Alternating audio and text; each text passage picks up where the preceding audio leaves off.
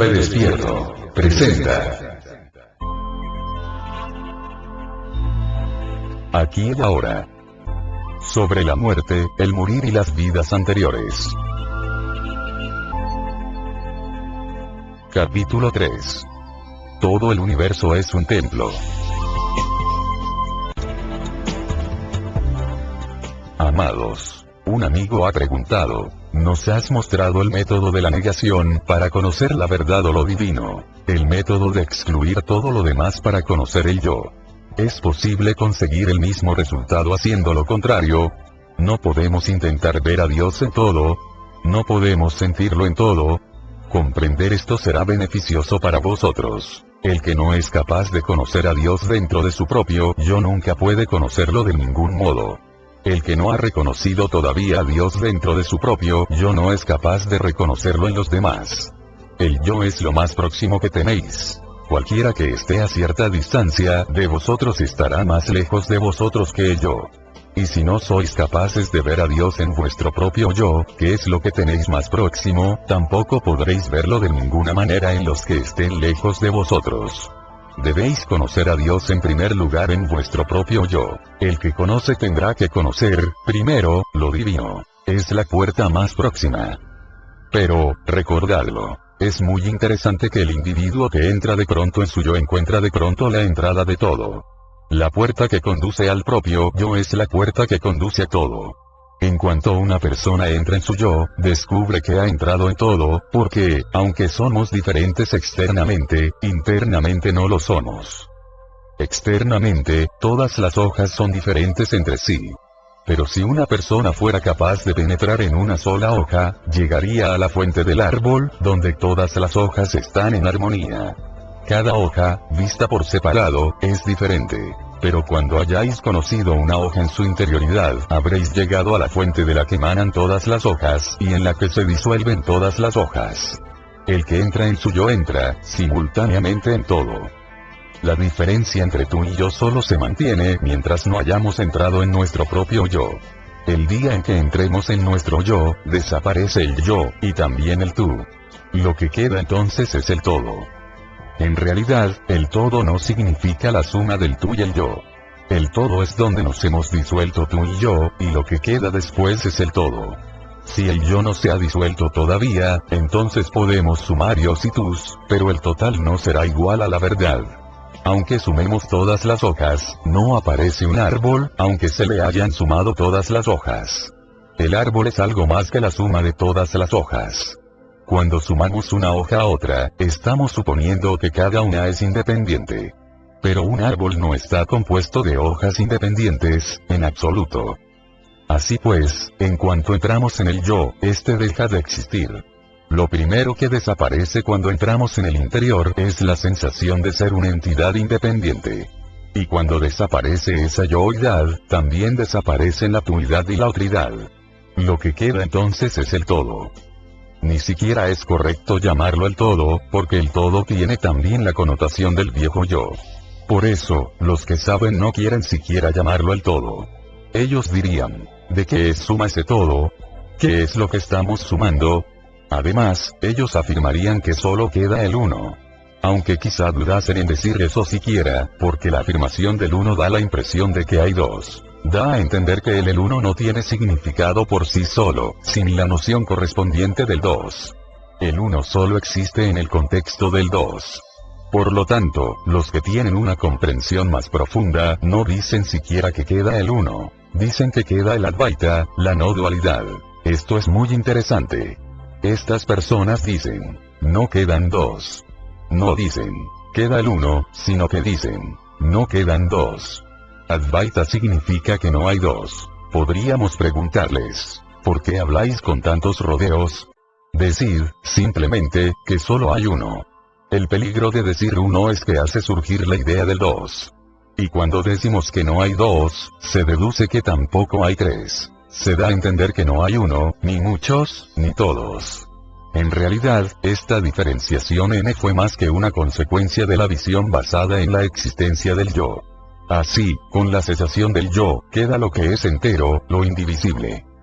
Pero, para conocer esto, podemos hacer lo que nos sugiere nuestro amigo. No podemos visualizar a Dios en todos. Hacerlo así no sería más que tener fantasías, y tener fantasías no es lo mismo que percibir la verdad. Hace mucho tiempo algunas personas me presentaron a un hombre religioso. Me dijeron que aquel hombre veía a Dios en todas partes, que desde hacía 30 años había visto a Dios en todo. En las flores, en las plantas, en las piedras, en todo. Yo pregunté al hombre si veía a Dios en todo por una cuestión de práctica. Pues, si era así, sus visiones eran falsas. No me entendía. Volví a preguntarle. ¿Tuviste alguna vez fantasías o deseos de ver a Dios en todo? Él me respondió. Sí, en efecto. Hace 30 años empecé a practicar un sadhana en el que yo intentaba ver a Dios en las piedras, en las plantas, en los montes, en todo.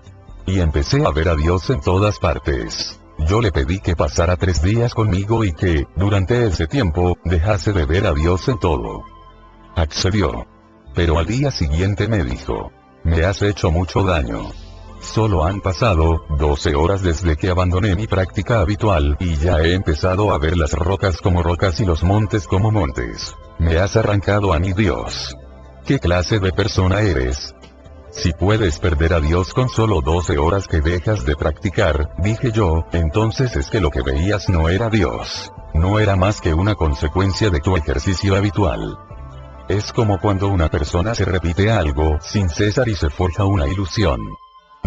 No es preciso ver a Dios en una piedra. Es preciso, más bien, alcanzar un estado en el cual en la piedra no queda nada más que ver sino Dios. Son dos cosas diferentes. Empezaréis a ver a Dios en una piedra por medio de vuestros esfuerzos por verlo allí, pero ese Dios no será más que una proyección mental. Ese será un Dios que habréis proyectado sobre la piedra. Será fruto de vuestra imaginación.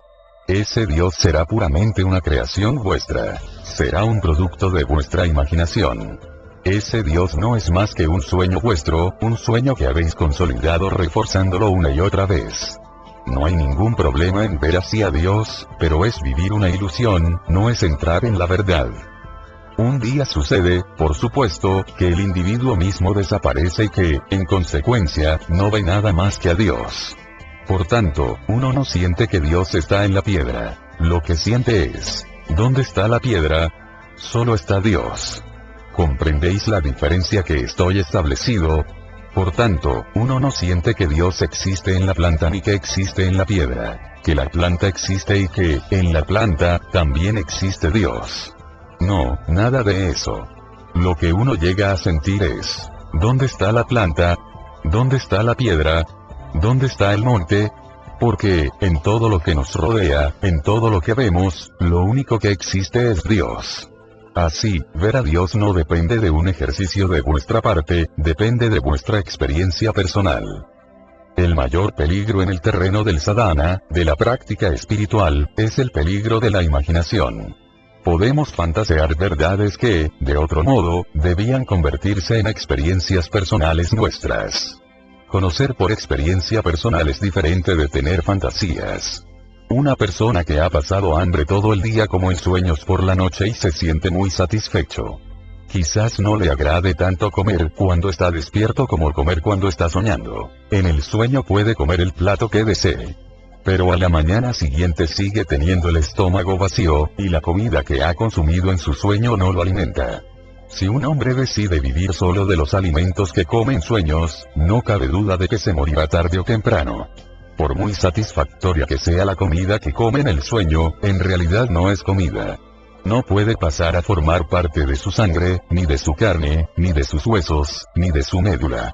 Un sueño no puede causar más que engaños. No solo hay comidas hechas de sueños. También hay un Dios hecho de sueños. Y, del mismo modo, hay una moksha, una liberación, hecha de sueños. Hay un silencio hecho de sueños, y hay verdades hechas de sueños. La mayor capacidad de la mente humana es su capacidad para engañarse a sí misma. Pero nadie puede alcanzar la alegría y la liberación cayendo en el engaño de este tipo. No os pido, pues, que empecéis a ver a Dios en todo. Solo os pido que empecéis a mirar dentro y a ver lo que hay allí. La primera persona que desaparecerá seréis vosotros mismos. Dejaréis de existir en vuestro interior. Descubriréis por primera vez que vuestro yo era una ilusión y que ha desaparecido, que se ha desvanecido. En cuanto echáis una ojeada al interior, lo primero que desaparece es el yo, el ego.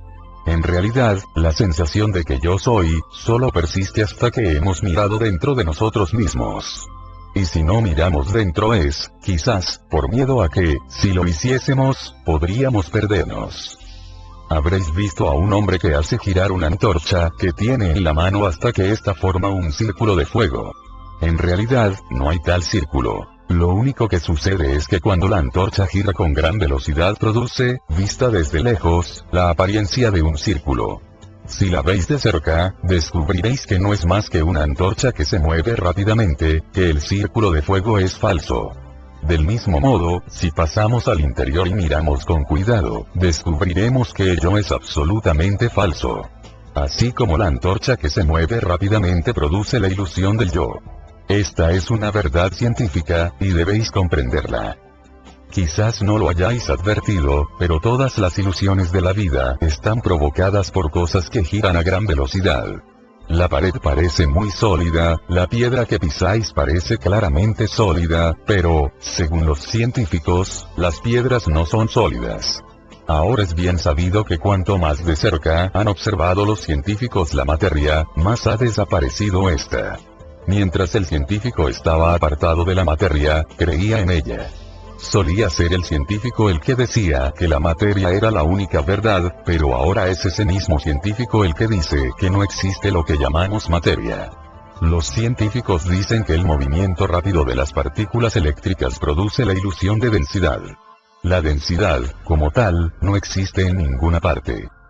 Por ejemplo, cuando un ventilador eléctrico gira rápidamente no podemos ver las 3 aspas que se mueven. No podemos contar cuántas aspas hay. Si gira más deprisa todavía, parecerá que se mueve una pieza circular de metal. Se puede hacer girar tan deprisa que, aunque uno se sentase sobre él, no sentiría el vacío entre las aspas. Le parecería que está sentado sobre una pieza de metal sólido. Las partículas de la materia se mueven a una velocidad semejante. Y las partículas no son materia, son energía eléctrica que se mueve rápidamente. La materia parece densa por las partículas de electricidad que se mueven rápidamente. Toda la materia es un producto de la energía que se mueve rápidamente. Aunque parece que existe, en realidad no existe. Del mismo modo, la energía de la conciencia se mueve muy deprisa y, por ello, se crea la ilusión del yo. Existen 2 tipos de ilusiones en el mundo. La primera es la ilusión de la materia. La segunda es la ilusión del yo, del ego. Ambas son básicamente falsas, pero solo acercándose a ellas se hace uno consciente de que no existen. Cuando la ciencia se va acercando a la materia desaparece. Cuando la religión nos acerca al yo, el yo desaparece. La religión ha descubierto que el yo no existe, y la ciencia ha descubierto que la materia no existe. Cuando más nos acercamos, más nos desengañamos. Por eso digo, pasad dentro, mirad de cerca, ¿hay algún yo dentro? No os pido que creáis que vosotros no sois el yo. Si lo creéis, se convertirá en una creencia falsa. Yo soy Atman, yo soy Brahman. El ego es falso, entonces caeréis en la confusión. Si esto se convierte en una mera cosa repetitiva, entonces no estaréis haciendo más que repetir una falsedad. No os pido que practiquéis una repetición de este tipo. Lo que os digo es que paséis dentro, que miréis, que reconozcáis quiénes sois. El que mira dentro y se reconoce a sí mismo descubre, yo no estoy en tal caso, ¿quién está dentro? Si yo no estoy, entonces debe estar allí algún otro. El hecho de que yo no estoy no significa que allí no esté nadie, porque tiene que haber alguien allí, aunque solo sea para que reconozca la ilusión. Si yo no estoy, ¿quién está allí? La experiencia de lo que queda después de la desaparición del yo es la experiencia de Dios.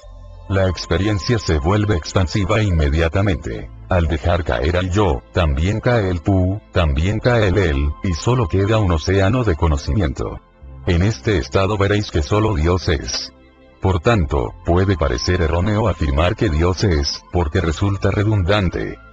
Es redundante decir, Dios es, porque Dios es el nombre que damos a lo que es. La cualidad de ser es Dios. Por eso, la afirmación dioses es una tautología, no es correcta. ¿Qué significa que Dios es? Decimos que algo es cuando también puede convertirse en no es. Decimos, la mesa es, porque es muy posible que la mesa no exista mañana o que la mesa no existiera ayer. Algo que antes no ha existido puede dejar de existir de nuevo. Luego, ¿qué sentido tiene decir eso es? Dios no es algo que no haya existido antes, ni es posible que deje de existir. Por eso, no tiene sentido decir que Dios es. Es. En realidad, también llamamos a Dios lo que es. Dios significa existencia. En mi opinión, si imponemos a nuestro Dios sobre lo que es, nos estamos precipitando en la falsedad y en el engaño. Y recordad que los dioses que hemos creado están hechos de diferentes maneras. Cada uno tiene su propia marca de fábrica. El hinduista ha hecho a su propio Dios. El musulmán tiene al suyo. El cristiano, el jainista, el budista. Cada uno tiene a su propio Dios. Todos han acuñado sus propios términos respectivos. Todos se han creado a sus respectivos dioses. Florece toda una gran industria de fabricación de dioses. En sus casas respectivas, las gentes fabrican a su Dios. Producen a su propio Dios. Y todos estos fabricantes de dioses compiten entre sí en el mercado, del mismo modo que los artesanos, que elaboran objetos en sus casas. El Dios de cada uno es diferente del de todos los demás. En realidad, mientras suceda que yo soy, todo lo que yo cree será diferente de lo vuestro. Mientras suceda que yo soy, mi religión, mi Dios, será diferente del de los demás, porque habrá sido creado por el yo, por el ego. Como nos consideramos a nosotros mismos entidades independientes, todo lo que creemos tendrá un carácter independiente. Si hubiera libertad para crear religiones, habría en el mundo tantas religiones como personas. Ni una menos. Si en el mundo hay tan pocas religiones, es porque falta una libertad adecuada para ello. El padre hinduista procura hacer hinduista a su hijo antes de que éste llegue a ser independiente. El padre musulmán vuelve musulmán a su hijo antes de que éste tenga uso de razón. Pues una persona que tuviera uso de razón no querría hacerse hinduista ni musulmana.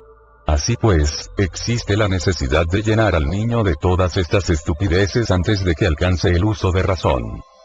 Todos los padres se preocupan de enseñar su religión a sus hijos desde la infancia, pues cuando el niño se haga mayor, empezará a pensar y a causar problemas.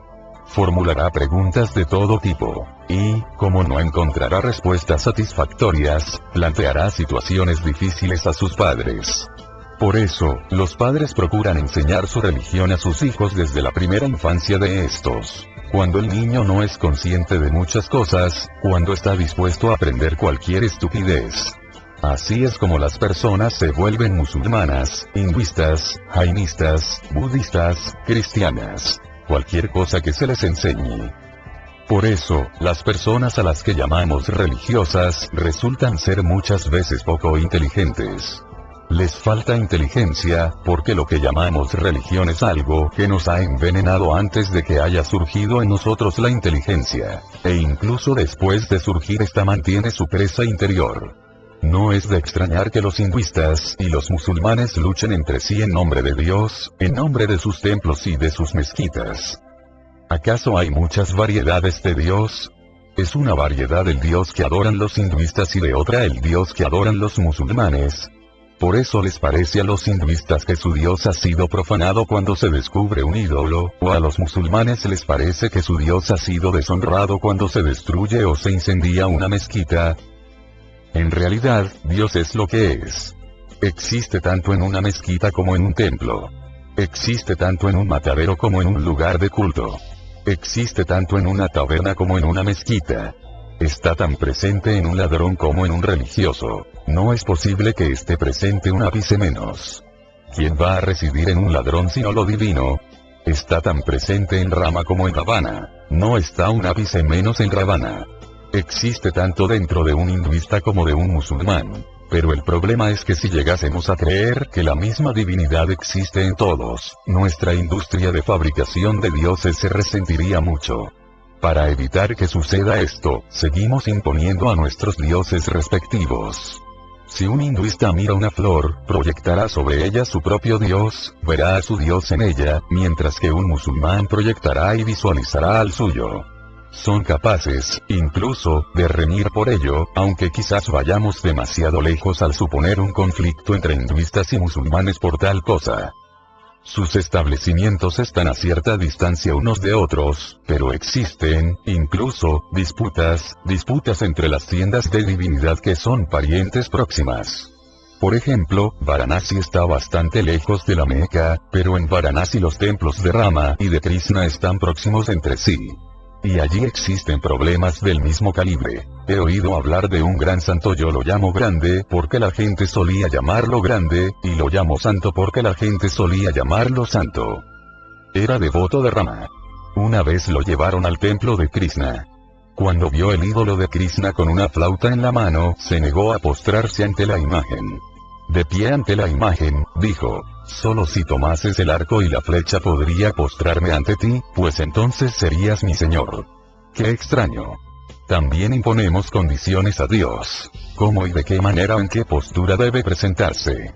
Establecemos el entorno, marcamos nuestros requisitos, y solo entonces estamos dispuestos a venerarlo. Es muy raro. Somos nosotros los que determinamos las cosas siempre.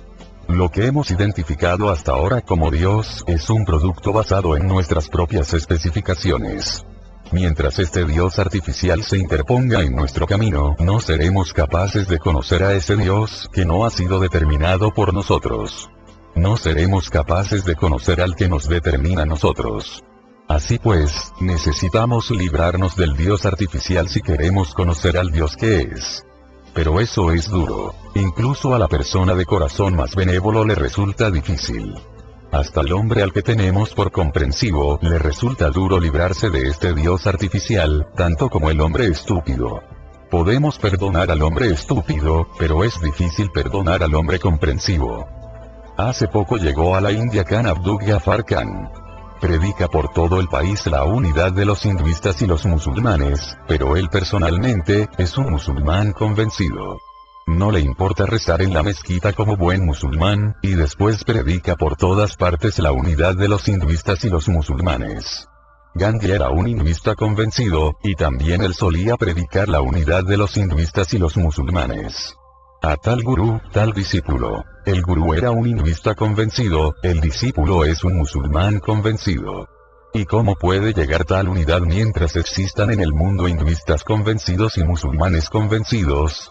Deben relajarse un poco, solo entonces será posible la unidad. Estos celosos hinduistas y musulmanes están en la raíz de todos los problemas entre las dos religiones, aunque en realidad no son visibles las raíces de estos problemas. Los que predican la unidad de los hinduistas y los musulmanes no tienen la menor idea de cómo conseguir esa unidad. Mientras Dios signifique cosas diferentes para las diferentes personas, mientras existan lugares de culto diferentes para las diferentes personas, mientras sean diferentes las oraciones y las escrituras, mientras el Corán sea un padre para unos y el Gita sea una madre para otros, nunca llegarán a su fin los duros enfrentamientos entre las religiones. Nos asimos al Corán y al Gita. Decimos: leed el Corán y enseñar a la gente a dejar la enemistad y a unirse. Leed el Gita y enseñad a la gente a dejar la enemistad y a unirse. Pero no nos damos cuenta de que las palabras mismas del Corán y del Gita son la causa primera de todos los problemas. Si alguien le corta la cola a una vaca, se desencadenan disturbios entre los hinduistas y los musulmanes, y decimos que las luchas las han provocado unos alborotadores. Y lo más gracioso es que ningún alborotador ha predicado nunca que la vaca es nuestra madre sagrada. En realidad, esto lo enseñan nuestros mahatmas, nuestros religiosos, que acusan a los alborotadores de provocar los disturbios. Porque, cuando alguien le corta la cola a la vaca, entonces, para las intenciones de los mahatmas, no es la cola de la vaca, sino la cola de la Santa Madre. Cuando hacen ver esto a la gente, comienzan los disturbios, en los que participan los alborotadores, a los que luego se acusa de haberlos provocado. Así, aquellas personas a las que llamamos mahatmas están, en realidad, en la raíz del problema. Si se apartasen, los alborotadores serían inofensivos, no tendrían fuerza para luchar. Reciben su fuerza de los mahatmas.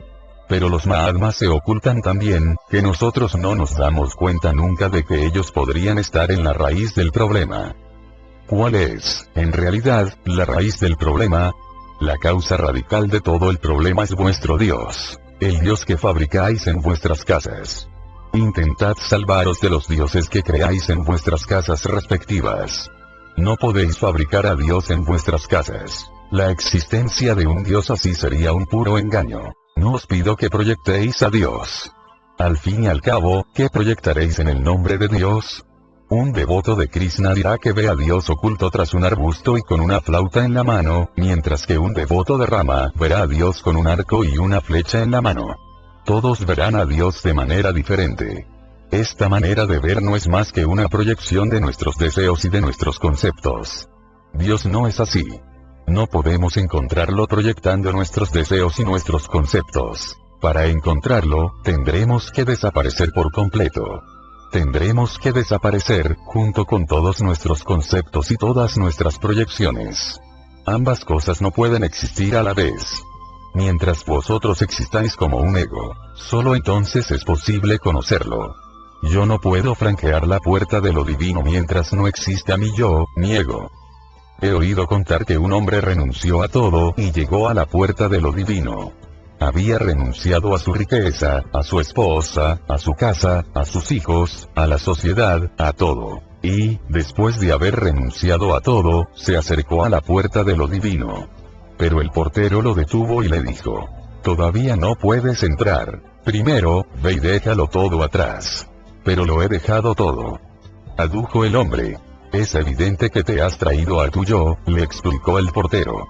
No nos interesa lo demás. Solo nos interesa tu yo. No nos importa lo demás. Solo nos interesa tu yo. No nos importa lo demás. Solo nos interesa tu yo. No nos importa lo que dices que has dejado atrás. Lo que nos interesa es tu yo.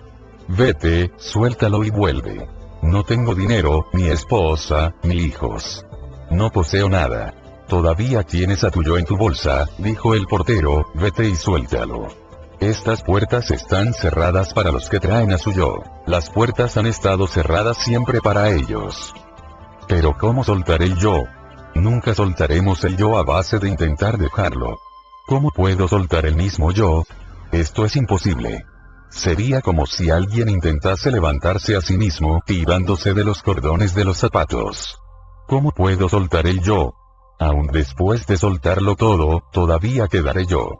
Como mucho, alguien podría decirse, he soltado el ego. Pero eso demostraría que todavía lleva encima su yo.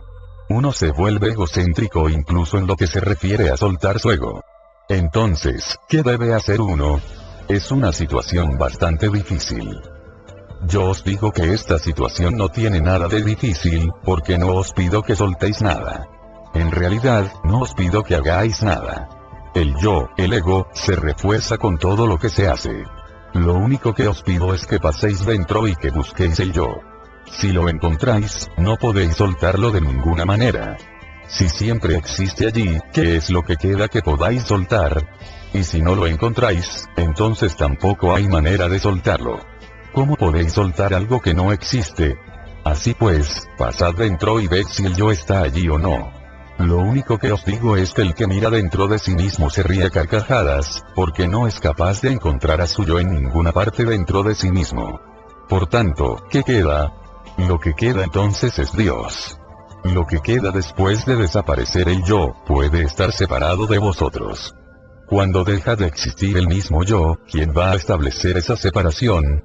Solo el yo me separa a mí de ti y a ti de mí. He aquí la pared de esta casa. Las paredes producen la ilusión de que dividen en dos el espacio, aunque el espacio nunca se parte por la mitad. El espacio es indivisible.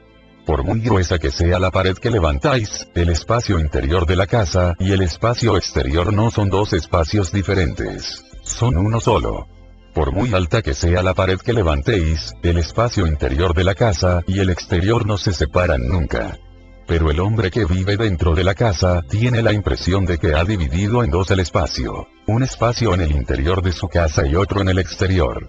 Pero si se derrumbara la pared, ¿cómo diferenciaría el hombre el espacio interior de la casa del espacio exterior? ¿Cómo lo determinaría?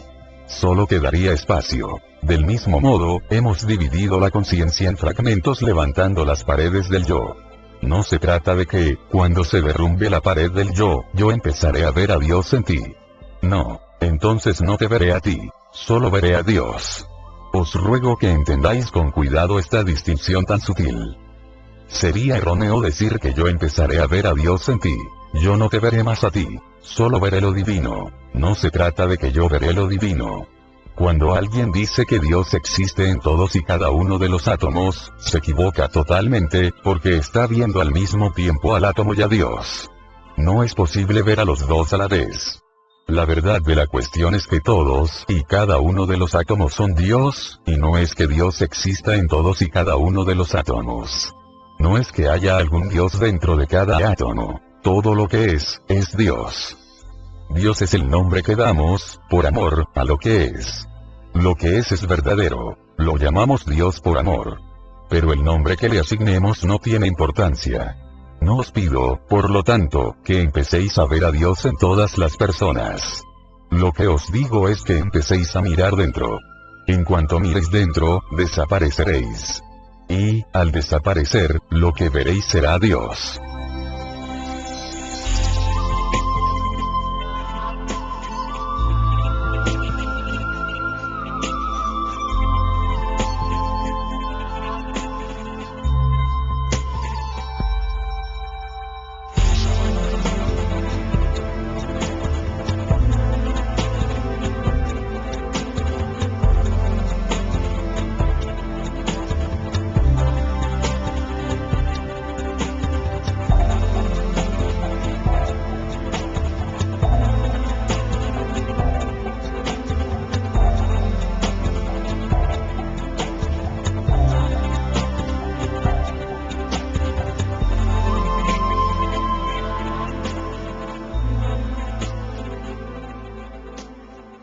Otro amigo ha preguntado, si la meditación conduce al samadhi y el samadhi conduce a Dios, ¿qué necesidad hay entonces de ir a los templos?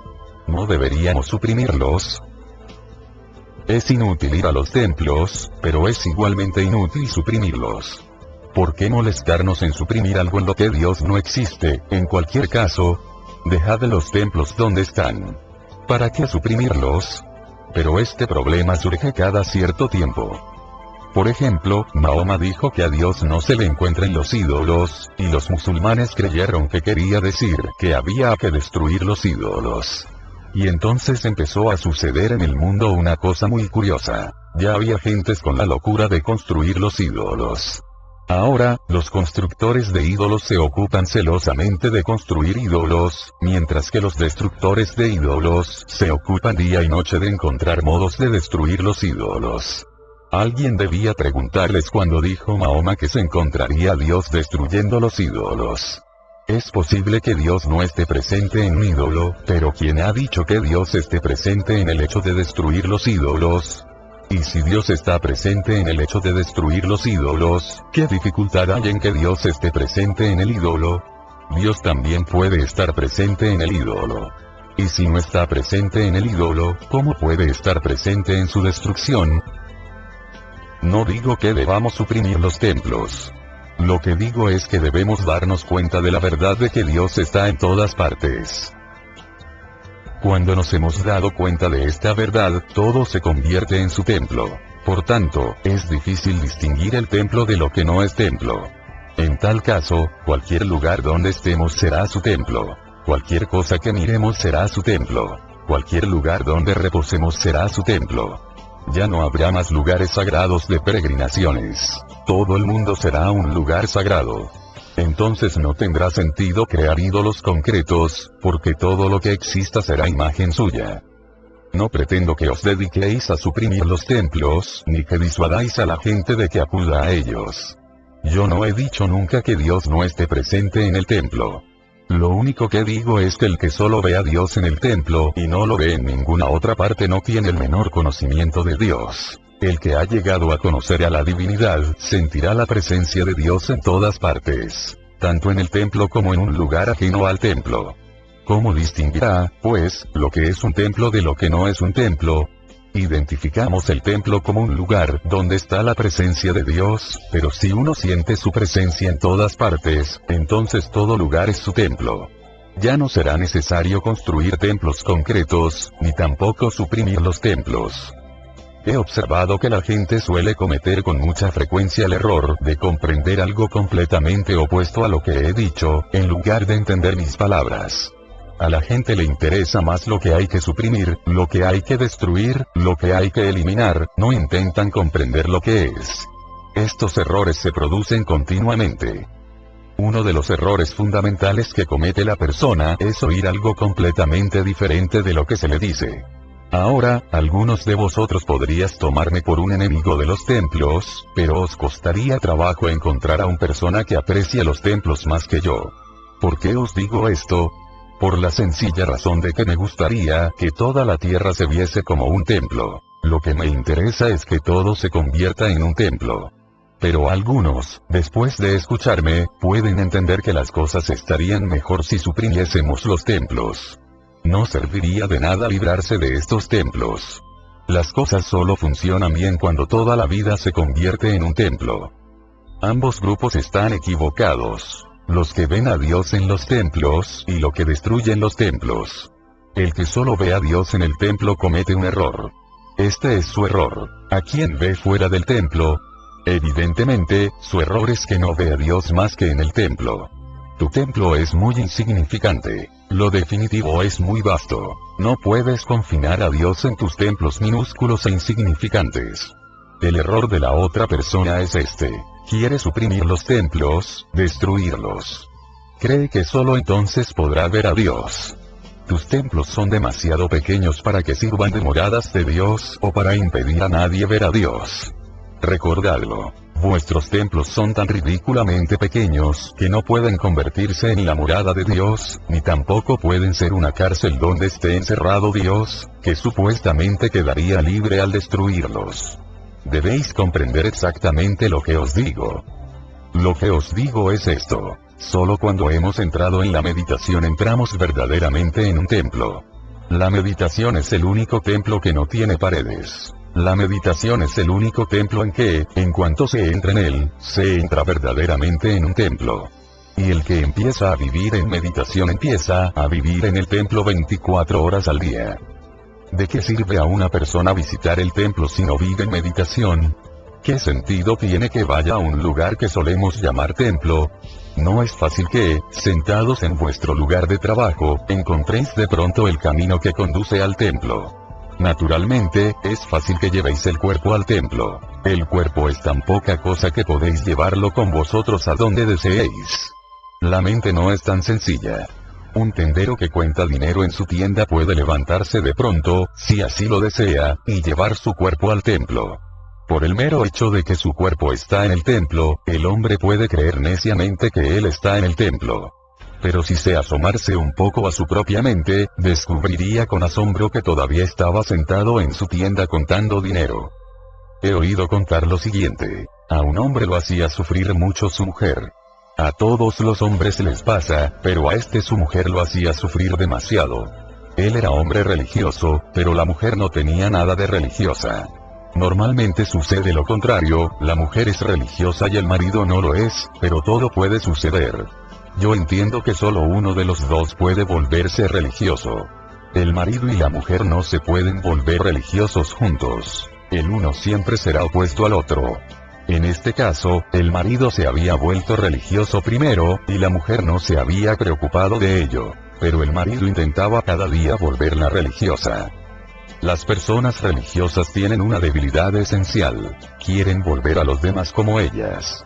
Esto es muy peligroso. Es una conducta violenta. No está bien intentar volver a los demás como somos nosotros. Basta con exponer a los demás nuestro punto de vista. Pero acorralar a alguien y obligarlo a creer lo que creemos nosotros es un acto de represión, de tortura. Es una especie de violencia espiritual. Todos los gurús practican actividades de este tipo. Rara vez se encuentra una persona más violenta que un gurú. El gurú tiene al discípulo asido por el cuello e intenta imponerle las ropas que debe ponerse, cómo debe llevar el pelo, lo que debe comer, cuándo debe dormir, cuándo debe levantarse, le impone esto, aquello y lo demás allá, cosas de todo tipo. A base de imposiciones como estas, los gurús prácticamente matan a las personas. De modo que el marido estaba muy deseoso de volver religiosa a su mujer. En efecto, a la gente le agrada mucho volver religiosos a los demás. Volverse religioso uno mismo es un cambio muy radical, pero a la gente le satisface tremendamente acosar a los demás para que se vuelvan religiosos, porque, al hacerlo, dan por supuesto que ellos mismos son personas religiosas. Pero la mujer no hacía caso a su marido. El marido, desesperado, acudió a su gurú y le suplicó que fuera a su casa y que convenciera a su esposa.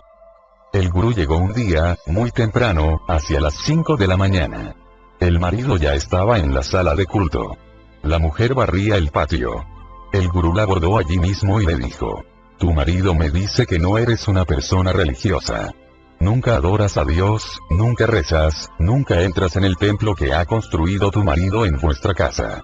Mira a tu marido. Son las 5 de la mañana y ya está en el templo. La mujer respondió: no recuerdo haber visto a mi marido ir nunca al templo. El marido, que estaba en su templo, oyó lo que había dicho su mujer y se puso rojo de la ira.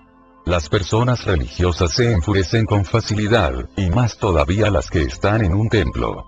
No os podéis imaginar lo fácil que es avivar su ira. Solo el cielo sabe si la gente va a los templos para ocultar allí las llamas de su ira o por algún otro motivo. Cuando una persona se vuelve religiosa, convierte en un infierno la vida del resto de su familia. El marido estaba completamente indignado. Iba por la mitad de sus oraciones, cuando oyó lo que había dicho su mujer. No daba crédito a sus oídos. Lo que había dicho ella era una mentira absoluta. Él en el templo, y su mujer diciendo al gurú que no sabía si había entrado allí alguna vez. Se apresuró a terminar sus oraciones para poder salir y desmentir tamaña mentira. El gurú empezó a reñir a la mujer. ¿Qué dices? Tu marido acude al templo con regularidad. El marido, que oía esto, se puso a recitar sus oraciones con voz todavía más fuerte. El gurú dijo: mira con cuánto vigor reza. La mujer se rió y respondió: me cuesta creer que a ti te engañe también esa recitación. Es verdad que está repitiendo el nombre de Dios en voz alta, pero, por lo que yo veo, no está en el templo. Está en la tienda del zapatero, regateando con él. Aquello fue demasiado. El marido no pudo contenerse más. Interrumpió su oración y salió corriendo del templo. ¿A qué vienen todas esas mentiras?, gritó. ¿No veías que estaba rezando en el templo? Mira dentro de ti con un poco más de atención, dijo la mujer. ¿Acaso no estabas regateando con el zapatero? ¿Y no has tenido una discusión con él? El marido quedó confuso, pues lo que decía ella era verdad. ¿Pero cómo lo has sabido?, le preguntó. Anoche, antes de acostarte, me dijiste que lo primero que harías esta mañana sería ir a comprarte un par de zapatos, que te hacen falta, respondió la mujer. Me dijiste también que te parecía que el zapatero pedía demasiado por los zapatos. Sé por experiencia que lo último que uno piensa antes de acostarse por la noche es lo primero que piensa a la mañana siguiente. Por eso, supuse que debías de estar en la zapatería. No puedo decir nada, pues tienes razón, dijo el marido. Yo estaba, en efecto, en la zapatería, y discutimos el precio de los zapatos. Y cuanto más nos acalorábamos en nuestra discusión, más alto repetía yo el nombre de Dios. Quizás estuviera repitiendo exteriormente el nombre de Dios, pero en mi interior estaba discutiendo con el zapatero. Tienes razón, es posible que yo no haya estado nunca verdaderamente en el templo. No es tan fácil entrar en un templo. No es cuestión de entrar en un lugar cualquiera y decir que estás en un templo. Vuestro cuerpo puede haber entrado en el templo, pero ¿y vuestra mente? ¿Cómo podéis fiaros de dónde estará vuestra mente? ¿Cómo podéis fiaros de dónde estará vuestra mente dentro de un momento? Y vuestra mente haya entrado en el templo, ¿por qué preocuparos de si el cuerpo es el templo o no? La mente que ha encontrado la entrada al templo descubre de pronto que está rodeado por todas partes por el vasto templo. Ahora es imposible salir del templo. Vayáis donde vayáis, todavía estaréis en su templo. Podéis ir a la luna hace poco tiempo que Armstrong alunizó en ella. ¿Quiere eso decir que dejó el templo de Dios? No podéis salir del templo de Dios, de ninguna manera. ¿Os imagináis que queda algún lugar donde uno pueda estar fuera de su templo? Así, los que creen que el templo que han construido es el único templo de Dios y que no queda ningún templo de Dios fuera de él, se equivocan. Y los que creen que es preciso destruir este templo porque Dios no está presente en él, se equivocan igualmente. ¿Por qué echar la culpa a los pobres templos? Si pudiéramos dejar atrás nuestra ilusión de que Dios solo existe en los templos, nuestros templos podrían ser muy hermosos, muy llenos de amor, muy dichosos. En realidad, a un pueblo que no tiene templo parece que le falta algo. Puede dar mucha alegría tener un templo. Pero un templo hinduista nunca puede ser una fuente de alegría, como tampoco puede ser fuente de alegría un templo musulmán ni un templo cristiano. Solo el templo de Dios puede ser fuente de alegría. Pero la política hinduista, la musulmana y la cristiana son tan profundas, que no permiten nunca que un templo represente al ser divino. Por eso parece tan feos los santuarios hinduistas y las mezquitas musulmanas. Una persona que sea sincera no quiere siquiera ponerles la vista encima. Se han convertido en semilleros de sinvergüenzas. Allí se urde todo tipo de maldades. Y los que urden estas maldades, no siempre entienden lo que hacen. Yo entiendo que nadie urde maldades, entendiendo del todo lo que hace. Las maldades siempre se urden sin conciencia plena. Y toda la tierra está atrapada en esta trama. Si alguna vez desaparecen los templos de la superficie de la tierra, no será obra de los ateos, sino de los llamados teístas. Ya están desapareciendo los templos. Casi han desaparecido del todo. Si queremos salvar los templos de la tierra, debemos ver primero el vasto templo que nos rodea, la propia existencia. Después, se salvarán automáticamente los templos menores. Sobrevivirán como símbolos de la presencia divina. Es como si yo os entregase un pañuelo como regalo. El regalo puede valer unos pocos paisa, pero vosotros lo conserváis a buen recaudo en un cofre. Una vez visité un pueblo. La gente me acompañó hasta la estación para despedirme y alguien me puso al cuello una guirnalda de flores. Yo me la quité y se la entregué a una niña que estaba a mi lado. 6 años más tarde volví a visitar aquel mismo pueblo, y la misma niña vino a hablar conmigo y me dijo: he conservado la guirnalda que me entregaste la última vez. Aunque las flores se han marchitado y la gente dice que ya no les queda aroma, están tan frescas y fragantes como el primer día. Al fin y al cabo, me las diste tú. Visité su casa y ella sacó una preciosa caja de madera en la que estaba depositada cuidadosamente la guirnalda. Las flores se habían marchitado y estaban secas. Habían perdido su fragancia. Cualquiera que las viese podía preguntarle: ¿por qué has guardado esos desperdicios en una caja tan bonita? ¿Qué necesidad tenías? La caja es valiosa, pero esos desperdicios no valen nada. La niña podía tirar la caja, pero no los desperdicios. Ella veía algo más en los desperdicios. Para ella eran un símbolo. Podían ser desperdicios para el resto del mundo, pero no para ella.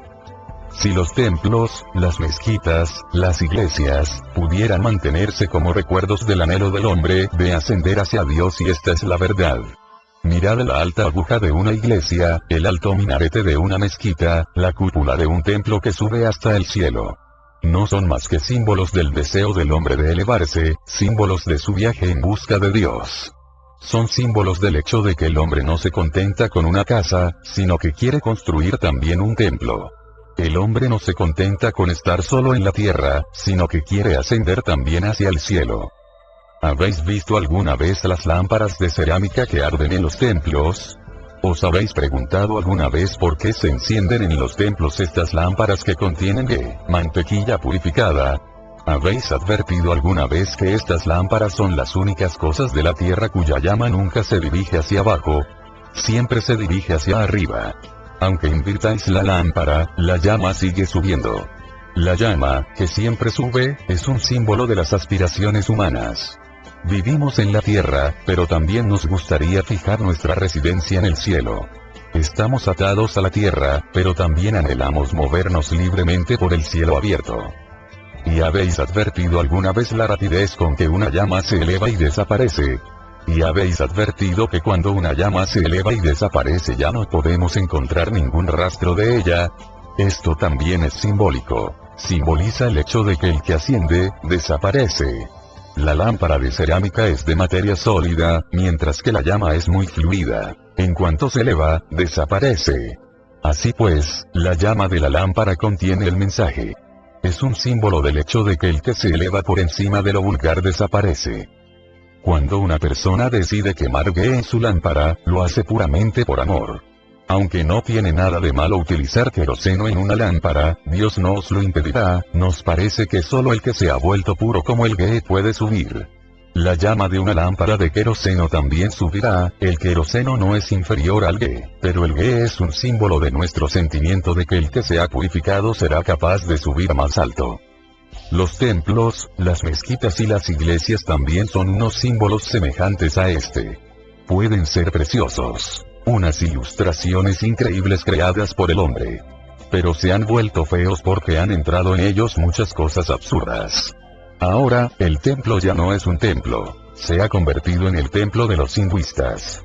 Y no solo de los hinduistas, sino de los Vaishnavas, de los devotos del dios Vishnu. Y no solo es el templo de los Vaishnavas, sino el templo de fulano o de mengano. Así, con esta desintegración continua, todos los templos se han convertido en semilleros de política. Alimentan el sectarismo y el fanatismo que llevan a todos al desastre. Con el tiempo, se han convertido en unos establecimientos oficiales que se dedican constantemente a explotar y a conservar sus intereses creados. No os pido que suprimáis los templos.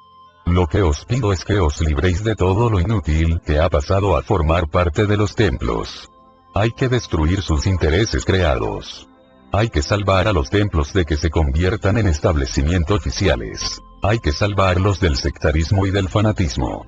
Un templo es un lugar muy hermoso, si no deja de ser un recordatorio de lo divino, de Dios, si no deja de ser un símbolo de Él, si refleja un fenómeno que asciende hacia el cielo.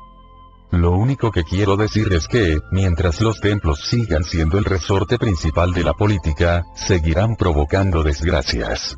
Y ahora, en efecto, los templos no son sino el resorte principal de la política. Cuando se construye un templo para los hinduistas, se convierte automáticamente en un semillero de política, pues la política significa sectarismo. Y la religión no tiene absolutamente nada que ver con el sectarismo. La religión significa un sadhana, un compromiso personal con la espiritualidad, y la política significa sectarismo. Sed consciente siempre de que la religión se puede relacionar con un sadhana, pero no puede relacionarse nunca con el sectarismo. La política se alimenta del sectarismo, el sectarismo se alimenta del odio, y el odio se alimenta de sangre. Y todas estas maldades siguen adelante. El templo se ha vuelto impuro como símbolo de Dios. Hay que eliminar esa impureza. Por tanto, el templo será un símbolo de gran belleza. Si un pueblo tiene un templo que no pertenezca ni a los hinduistas ni a los musulmanes ni a los cristianos, el pueblo parecerá hermoso. El templo se convertirá en un adorno del pueblo. El templo se convertirá en un recuerdo de lo infinito. A los que entren en el templo no les parecerá que, por hacerlo, se han acercado a Dios, ni que fuera del templo estaban lejos de Él. La gente sentirá, simplemente, que el templo es un lugar donde les resulta más fácil entrar en sí mismos, que el templo solo ha de ser un lugar donde uno conoce la belleza, la paz y la soledad. En tal caso, el templo será sencillamente un lugar adecuado para practicar la meditación. Y la meditación es el camino que conduce a lo divino. No todos encuentran fácilmente en sus casas la paz necesaria para practicar la meditación. Pero todos los habitantes de un pueblo, juntos, pueden construir fácilmente una casa tan pacífica. No todos pueden permitirse contratar a un profesor particular para sus hijos y ofrecer a estos una escuela propia con jardín y patio de juegos. Si cada persona se dedicara a hacer esto, surgiría un problema. Solo unos pocos niños tendrían estudios. Por eso construimos una escuela en el pueblo y proporcionamos todo lo necesario para todos los niños del pueblo. Del mismo modo, cada pueblo debe tener un lugar para practicar el sadhana, para practicar la meditación. Eso es todo lo que significan el templo y la mezquita, nada más.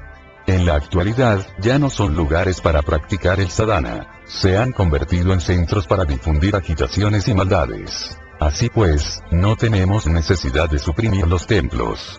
Pero debemos procurar que el templo no siga siendo un centro de agitación.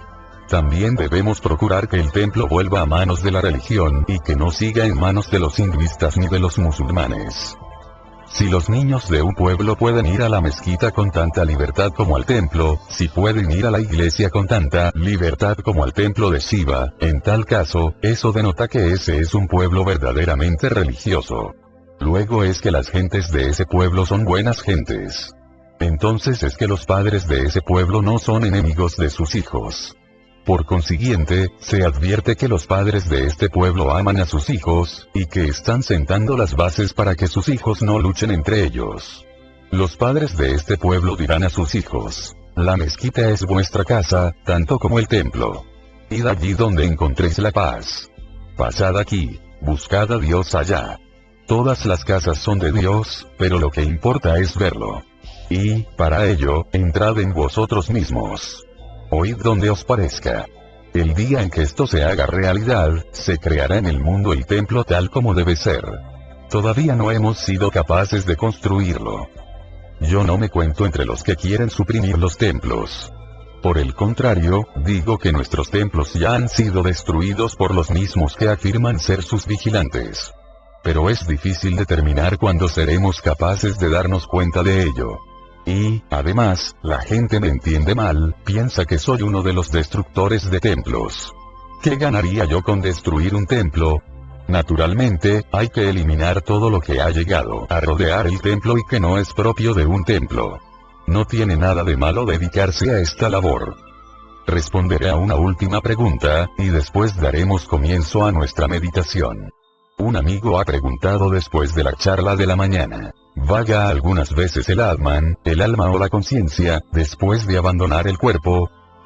Algunas almas, a algunos seres, les resulta difícil, en efecto, tomar un cuerpo nuevo inmediatamente después de la muerte. Esto tiene una causa, y quizás no se os haya ocurrido cuál es esta causa. Podemos dividir a todas las almas en tres categorías. Una es la inferior, la de las personas con la conciencia del tipo más bajo. Otra es el tipo más alto de todos, la conciencia muy superior y más pura. Y la tercera es la de la gente intermedia, que tienen algo de cada una de las dos primeras. Tomemos como ejemplo al ambroyo, un tambor pequeño. Es ancho por los extremos y estrecho en el centro. Si lo invirtiésemos de tal modo que fuera ancho en el centro y estrecho en los extremos, comprenderíamos la situación de los seres incorpóreos. En los extremos estrechos hay muy pocos seres. A los seres más bajos les resulta difícil tomar un cuerpo nuevo, tanto como a los seres superiores. Los intermedios no se retrasan en absoluto, alcanzan un cuerpo nuevo en cuanto dejan el anterior. El motivo es que siempre hay un vientre disponible para almas mediocres, para las medianas. En cuanto muere una persona el alma, el ser, ve a centenares de personas, a centenares de parejas, que copulan. Y cuando se siente atraída por una pareja, entra en el vientre. Pero muchas almas superiores no pueden entrar en vientres corrientes. Necesitan vientres extraordinarios. El alma superior necesita la unión de una pareja con un nivel excepcional elevado de conciencia, para que esté disponible el nivel más elevado de posibilidades para el nacimiento. Así pues, un alma elevada tiene que esperar el vientre adecuado. Del mismo modo, los seres inferiores también tienen que esperar, porque tampoco pueden encontrar fácilmente a una pareja. No les resulta fácil encontrar un vientre de tipo inferior. De esta forma, los tipos más elevados y los inferiores no nacen con facilidad, mientras que los mediocres no tienen dificultades. Siempre hay vientres disponibles para recibirlos. El alma mediocre se siente atraída inmediatamente por uno de ellos. Esta mañana os hablé del bardo. Cuando se practica este método, se dice al moribundo: verás a centenares de parejas que copulan. No tengas prisa. Piénsatelo un poco. Espera un poco, pasa allí algún tiempo antes de entrar en un vientre. No entres inmediatamente en el primer vientre que te atraiga. Es como si una persona fuera al barrio comercial y se comprase lo primero que le llamase la atención en un escaparate. La primera tienda que ve lo atrae. Entra inmediatamente en la tienda. Pero el comprador inteligente visita varias tiendas, comprueba una y otra vez los artículos, se informa, compara los precios y, después, decide. Por tanto, en el método Bardo se advierte al moribundo: cuidado. No te precipites, no tengas prisa, sigue buscando. Piénsatelo, tenlo todo en cuenta. Se le dice esto porque siempre hay centenares de personas copulando. La persona ve claramente a centenares de parejas haciendo el amor, y entre ellas solo se siente atraído por la pareja, que es capaz de ofrecerle un vientre adecuado. Tanto las almas superiores como las inferiores, deben esperar hasta que encuentran un vientre adecuado. Las almas inferiores no encuentran fácilmente un vientre de carácter tan bajo que, a través de él, puedan alcanzar sus posibilidades. Las almas superiores tampoco encuentran fácilmente un vientre de carácter superior. Las almas inferiores que están faltas de cuerpos, son los que llamamos malos espíritus, y las almas superiores que esperan nacer son los que llamamos devatas, dioses. Los seres superiores que esperan al vientre adecuado son dioses. Los fantasmas y los malos espíritus son las almas más bajas, que están faltas de cuerpos por su calidad inferior. Para el ser corriente siempre hay disponible un vientre. En cuanto se produce la muerte, el alma entra instantáneamente en un vientre. El mismo amigo ha preguntado también: ¿esos seres que esperan nacer pueden entrar en el cuerpo de alguien y molestar a esa persona? También esto es posible, porque las almas inferiores, las que no han encontrado todavía un cuerpo, están muy atormentadas, mientras que las almas superiores son felices sin cuerpos. Debéis tener presente esta diferencia. Las almas superiores siempre consideran el cuerpo como una especie de atadura de un tipo u otro. Quieren mantenerse tan ligeros que prefieren, incluso, no cargar con el peso de un cuerpo. Y, en último extremo, quieren librarse del cuerpo, pues les parece que el cuerpo no es más que una prisión. Llegan a sentir que el cuerpo les obliga a hacer ciertas cosas que no merecen la pena. Por eso, sus almas no están muy apegadas al cuerpo. Las almas inferiores no son capaces de vivir ni un momento sin el cuerpo. Sus intereses y su felicidad están atados al cuerpo. Algunos placeres se pueden alcanzar sin estar en un cuerpo. Por ejemplo, tomemos el caso del alma de un pensador. Pues bien, uno puede disfrutar del placer de pensar sin estar en un cuerpo, porque el pensamiento no tiene nada que ver con el cuerpo. Así, si el alma de un pensador empieza a vagar y no alcanza un cuerpo, nunca da muestras de ninguna prisa por estar de nuevo en el cuerpo, porque puede disfrutar del placer de pensar incluso en el estado en que se encuentra. Pero supongamos, por ejemplo, que una persona disfruta con pasión de la comida. No es posible apreciar ese placer sin estar en un cuerpo, de modo que en tal caso el alma se vuelve tremendamente inquieta por el deseo de entrar de algún modo en un cuerpo. Y si no consigue encontrar un vientre adecuado, entonces puede entrar en un cuerpo que tiene un alma débil. Alma débil es aquella que no es dueña de su cuerpo. Y esto sucede cuando el alma débil se encuentra en estado de miedo. Recordad que el miedo tiene un significado muy profundo. El miedo es aquello que os hace contraeros. Cuando tenéis miedo, os contraéis. Cuando sois felices, os dilatáis. Cuando una persona se encuentra en estado de miedo, su alma se contrae, y en consecuencia queda libre en su cuerpo un gran espacio vacío para que entre otra alma y lo ocupe.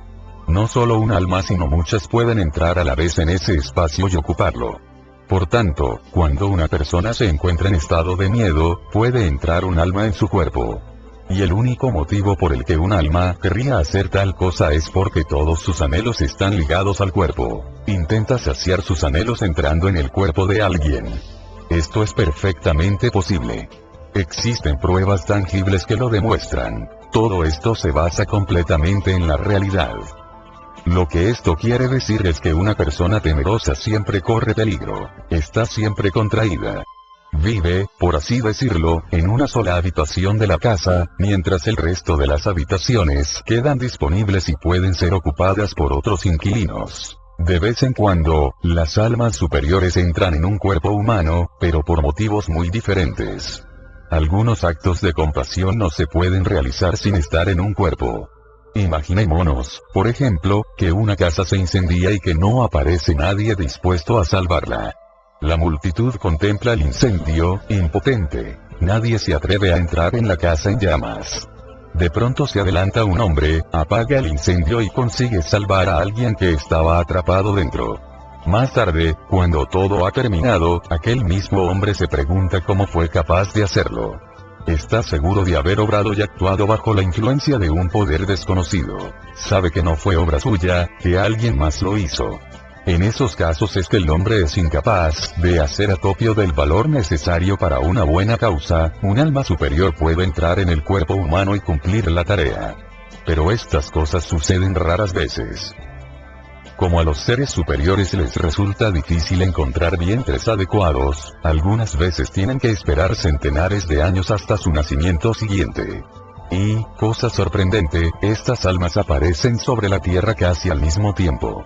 Por ejemplo, el Buda y Mahavira nacieron ambos en la India hace 2,500 años. Ambos nacieron en Bihar, y en la misma época estaban presentes otros 6 seres iluminados en la misma región de Bihar. Sus nombres no son conocidos porque no iniciaron a ningún discípulo, porque no tuvieron seguidores, es el único motivo. Pero eran seres del mismo calibre que el Buda y Mahavira. Y realizaron un experimento muy atrevido. Ninguno de ellos inició a ningún seguidor. Una de estas personas fue Prabhuda Katyayana, otro Hritikesh Kambal, y otro fue Sanjay Viletiputra. También vivió entonces Machali Gosal, y otros. 8 personas del mismo genio y de la misma potencialidad nacieron en aquel periodo de tiempo en la región de Bihar. Con todo el mundo a su disposición, estas 8 almas esperaron mucho tiempo para nacer en aquella pequeña región de Bihar. Y cuando llegó la oportunidad, llegó para todos a la vez.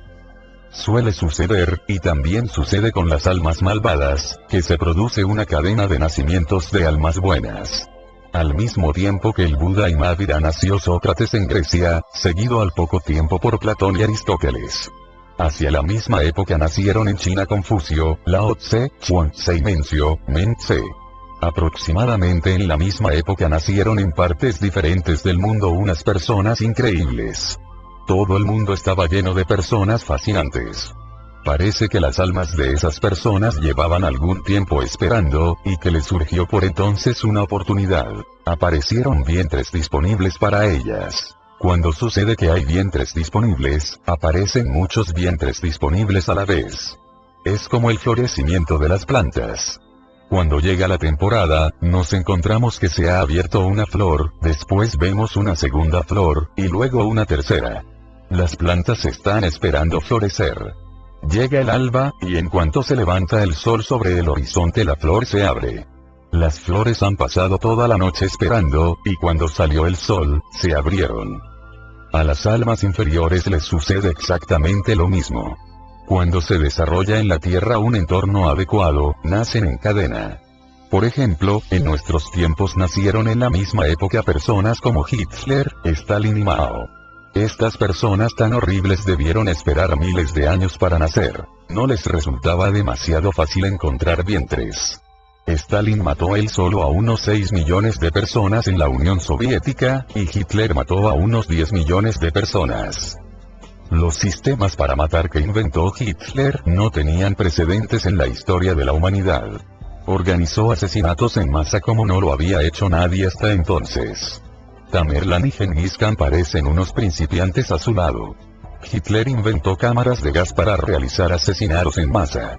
Le parecía demasiado engorroso y caro matar a las personas una a una y deshacerse después de sus cadáveres. Por eso, inventó sistemas ingeniosos para el asesinato en masa. También existen otros medios para el asesinato en masa, como vimos, por ejemplo, en los recientes disturbios comunales de Ahmadabad y en otras partes, pero son métodos muy costosos. Además, matar a las personas una a una es muy trabajoso y lleva mucho tiempo. Matar personas una a una no da resultado. Se mata a una aquí y nace otra en otra parte. De modo que Hitler hacía meter a 5.000 personas a la vez en una cámara de gas, y, con solo apretar un botón, estas 5.000 personas se evaporaban. No se derramaba una gota de sangre, ni había que cavar una sola tumba. Todo era muy eficiente. Nadie puede acusar a Hitler de derramar sangre. Si Dios sigue impartiendo justicia según los principios antiguos, encontraría a Hitler completamente inocente.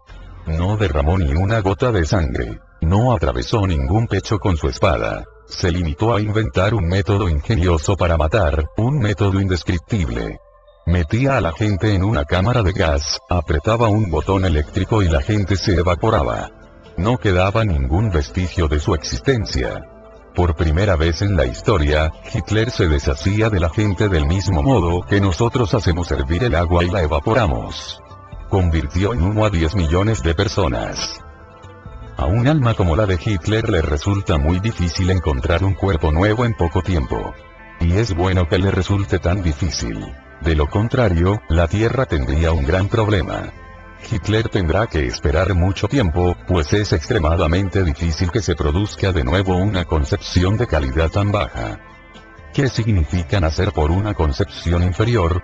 Significa que varias generaciones de antepasados de los padres tienen acumulada una larga cadena de malas obras. En una sola vida no es posible acumular tanto mal como para explicar la concepción de una persona como Hitler. ¿Cuánto mal, cuántos asesinatos puede cometer un hombre en una vida para producir un hijo como Hitler? Para que un hijo como Hitler elija a sus padres, hace falta una larga cadena de malas obras, de obras realizadas por los padres durante centenares, miles, millones de años. Eso significa que solo si una persona trabajara en un matadero continuamente durante miles de años podrían sus genes, su raza, volverse capaces de atraer a un alma como la de Hitler. Lo mismo se cumple con las almas buenas. A las almas medianas, corrientes, no les resulta difícil nacer. En todas partes hay vientres dispuestos a recibir a tales almas. Por otra parte, sus exigencias son muy corrientes. Tienen los mismos anhelos. Comer, beber, ganar dinero, disfrutar del sexo, aspirar a la honra y a la posición social. Anhelos corrientes. Todo el mundo ansía estas cosas. Por eso, el alma no tiene problemas para encontrar un vientre. Todos los padres pueden brindar a cualquier alma la oportunidad de conseguir todas estas cosas corrientes. Pero si un alma quiere vivir en un cuerpo humano una vida tan pura que le produzca reparo incluso hollar la tierra con sus pies, si quiere vivir lleno de un amor tan total que no quiera que nadie se moleste por su amor ni que su amor se convierta en una carga para nadie, entonces tendremos que esperar mucho tiempo hasta que nazca tal alma. Ahora vamos a prepararnos para la meditación vespertina. Antes voy a dejar claras algunas cosas. He observado que os sentáis muy cerca de otros, y eso no os permite sentaros sin preocuparos de la posibilidad de caer sobre otra persona. Esta situación no os permite profundizar. Así pues, lo primero que tenéis que hacer es separaos unos de otros. Los que queráis acostaros podéis hacerlo. Incluso más adelante, durante la meditación, si sentís que vuestro cuerpo va a caer al suelo, no lo sujetéis. Soltad completamente, dejad caer el cuerpo. Ahora, apagad las luces. Lo primero, cerrad los ojos. Relajad el cuerpo completamente, como si no quedara cuerpo. Sentid que toda la energía de vuestro cuerpo está pasando dentro, sentid que vosotros estáis pasando dentro del cuerpo. Tenéis que retirar dentro toda vuestra energía. Durante 3 minutos os haré sugerencias de que vuestro cuerpo se está relajando, y vosotros tenéis que sentirlo. Tenéis que sentir vuestro cuerpo y relajarlo. Sentiréis poco a poco que habéis pedido vuestra sujeción del cuerpo. Si el cuerpo empieza a caer, entonces dejadlo caer, no lo sujetéis. Si cae hacia adelante, dejadlo caer. Si cae hacia atrás, dejadlo caer. Por vuestra parte, no mantengáis sujeto el cuerpo de ningún modo. Soltad la sujeción a que tenéis sometido el cuerpo. Esta es la primera etapa. Ahora os haré sugerencias durante 3 minutos. Del mismo modo, os haré después sugerencias para vuestra respiración y, después, para vuestros pensamientos. Al final, pasaremos 10 minutos perdidos en el silencio. Vuestro cuerpo se está relajando. Sentidlo. Vuestro cuerpo se está relajando, vuestro cuerpo se está relajando, vuestro cuerpo se está relajando, soltadlo, como si el cuerpo ya no existiese. Renunciad a vuestra sujeción. Vuestro cuerpo se está relajando, dejad todo control sobre el cuerpo, como si vuestro cuerpo estuviera muerto.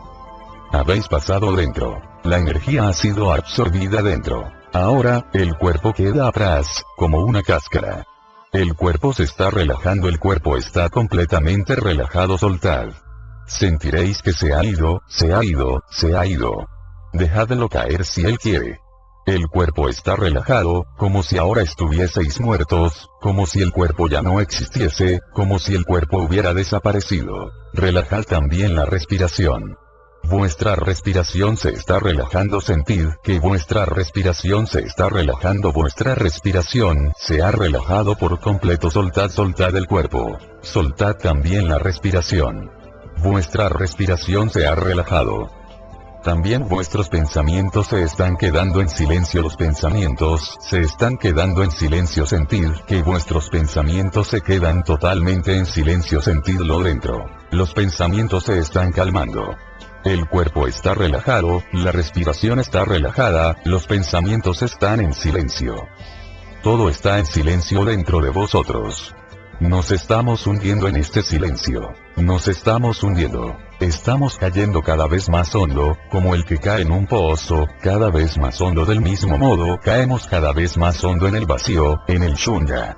Soltad vuestra sujeción completamente. Seguid sumergiéndoos en el vacío, seguid sumergiéndoos dentro. Solo quedará la conciencia, que arde como una llama, observando como un simple testigo. Limitaos a manteneros como testigos.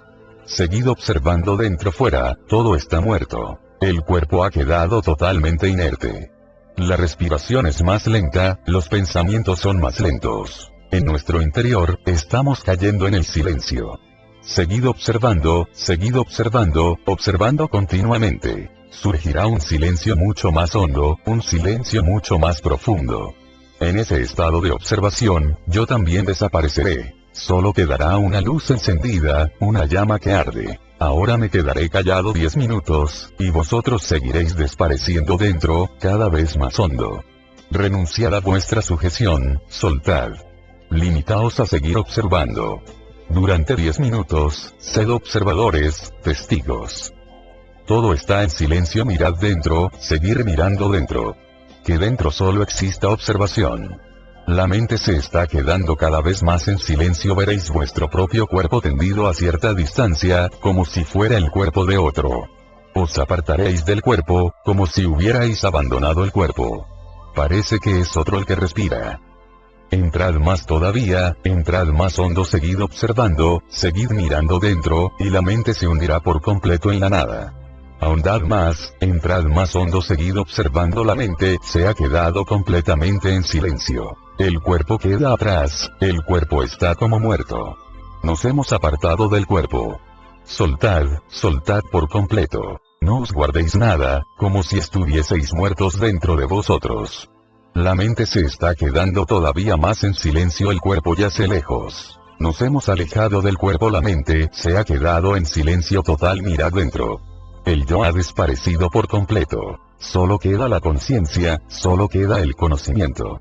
Todo lo demás ha desaparecido. Respirad hondo varias veces, despacio. La mente está ahora en silencio total. Observad todas y cada una de las respiraciones, y sentiréis que la mente se queda todavía más en silencio.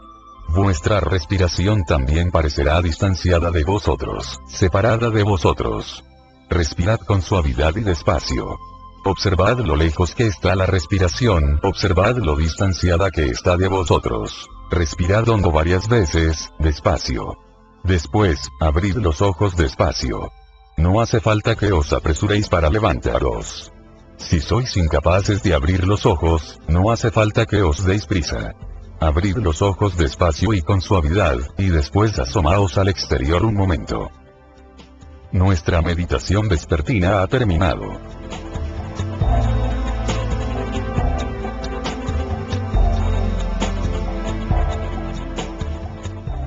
Video creado por Vive Despierto.